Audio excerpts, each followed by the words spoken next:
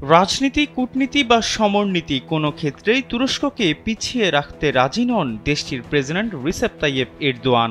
যুক্তরাষ্ট্রকে ঘোল খাইয়ে সিরিয়ায় সেনা মোতায়েন কিংবা পুতিনকে বাগে এনে S-400-এর মতো আকাশ প্রতিরক্ষা ব্যবস্থা কেনা কোনো কিছুতেই ছাড় দিচ্ছেন না তুর্কি এ লৌহমানব। ন্যাটো সদস্য হয়েও পশ্চিমা বিরোধী জোটের সঙ্গে রাখছেন উষ্ণ সম্পর্ক।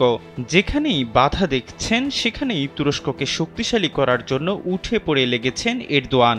এবার সিদ্ধান্ত নিয়েছেন আকাশ প্রতিরক্ষায় তুরস্ককে ভয়ঙ্কর এক শক্তি হিসেবে প্রতিষ্ঠিত করতে। তুর্কি গণমাধ্যমের খবরে বলা হয়, মার্কিন পেট্রিয়ট, রুশ S-400 ও ইসরায়েলি আয়রন ডোমের আদলে তুরস্ক নিজস্ব আকাশ প্রতিরক্ষা ব্যবস্থা তৈরির চেষ্টা করছে। 250-টিরও বেশি ডিজাইন অপশন নিয়ে ওয়ালটন স্মার্ট ফ্রিজ, বোঝে আপনার প্রয়োজন। তুর্কি এ আকাশ প্রতিরক্ষা ব্যবস্থার নাম দেয়া হয়েছে স্টিল ডোম।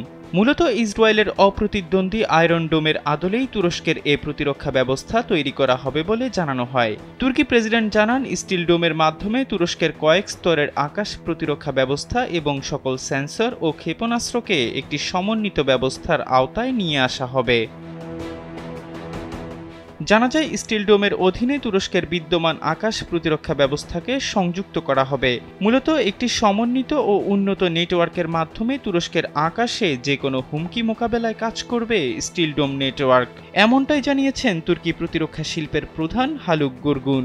সংশ্লিষ্ট কর্মকর্তারা জানান, নিজস্ব প্রযুক্তিতে তৈরির প্রস্তাবনায় থাকা এই আকাশ প্রতিরক্ষা ব্যবস্থা দেশটিকে সম্ভাব্য সকল হুমকি নিখুঁত ও দ্রুত গতিতে মোকাবেলা করতে সাহায্য করবে।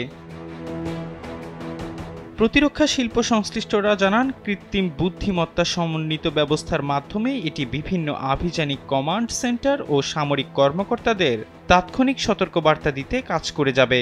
এতে তুরস্কের প্রভাবশালী প্রতিরক্ষা কোম্পানিগুলো কাজ করবে বলেও জানা যায়। বলা হচ্ছে, তুরস্কের আসেলসান, রকেটসান, তুবিতাক এবং mechanical and chemical industry corporation এই প্রতিরক্ষা ব্যবস্থার উন্নয়ন ও তৈরিতে গুরুত্বপূর্ণ ভূমিকা রাখবে। প্রতিটি কোম্পানি তাদের বিশেষজ্ঞ ও প্রযুক্তিগত ক্ষমতা দিয়ে এই প্রকল্প বাস্তবায়নে ভূমিকা রাখবে বলে বলা হয়। এহসান আব্দুল্লাহ, কালবেলা ডেস্ক।